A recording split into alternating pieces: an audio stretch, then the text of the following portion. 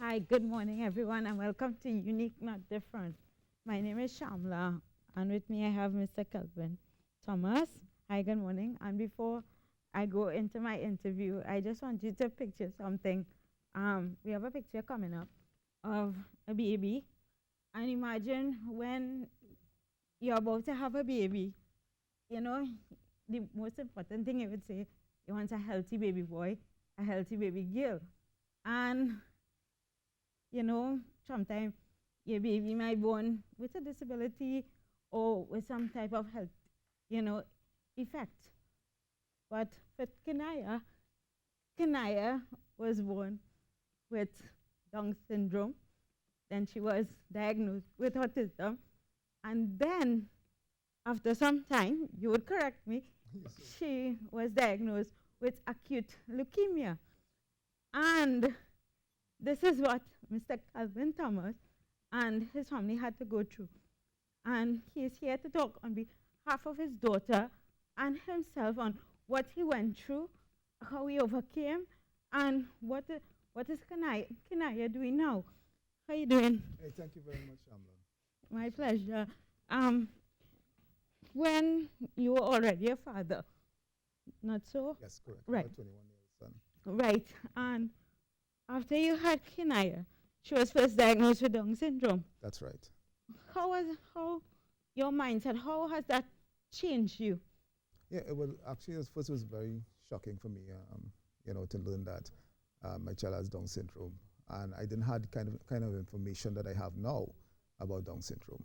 So you find it was, a little bit struggle. It was a struggle for me, Yeah, to accept it at first. Yeah, But once I accepted it, I tried to see if I can find ways in which I can change my mindset and the way I think, to include my daughter in my life now, because this is my new reality. exactly. So I have to learn to live with my daughter. And Because no help her to matter grow. who your child is, you want the best for them. That's right. I will love Yeah. my child no matter what. Right. And how many years after she was diagnosed with autism? Yeah, it's about 4 years after she was born, she was diagnosed with autism. I actually saw the change when it actually took place.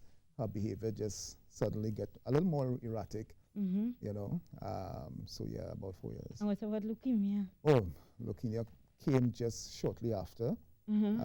She was diagnosed with autism.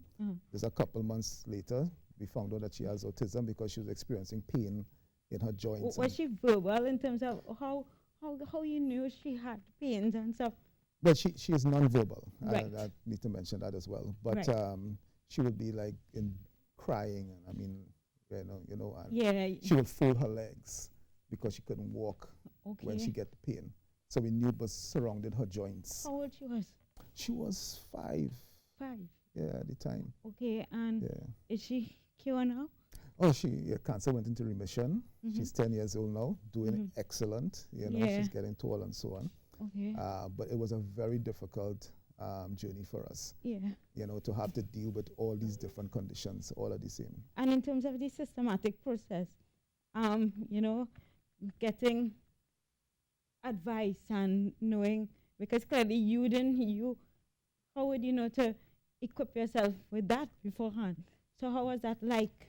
I really appreciate that question, because one of the things I told myself is that at the hospital when my daughter was born, no one handed me any information. There was no pamphlet. No one came to counsel us. And I thought that was a failure of the system. Right. And I had to learn everything on my own. Yeah. I had to go on the internet and learn everything about Down syndrome. And then autism. Autism is also a game changer as well. Yeah. Because you're dealing with neurological issues. Yeah.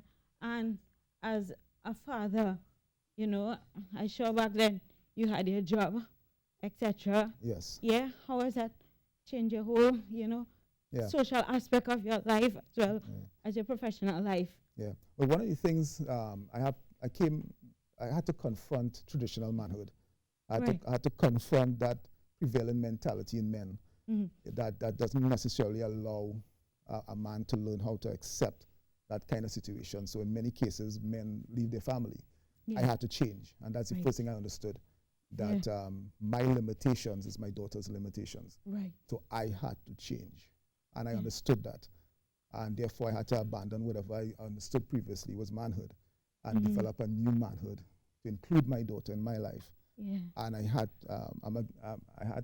I use computers. I'm a graphic designer, so I had to buy a laptop to be at my daughter's side all the time. So she's always there. Yeah, because I read that during her time, while she was, going through the process of chemotherapy. Yes. You stayed at her That's bedside right. and worked. I worked along her bedside Yeah. for the entire day. My wife Yeah. would usually come on the evening and take over until next day. So she slept at the hospital for months. Yeah.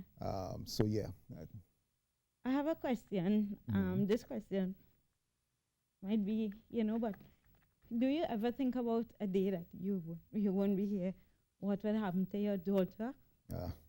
That's a nightmare for parents with children with disabilities. Yeah. And I've already had that conversation with her big brother. Okay.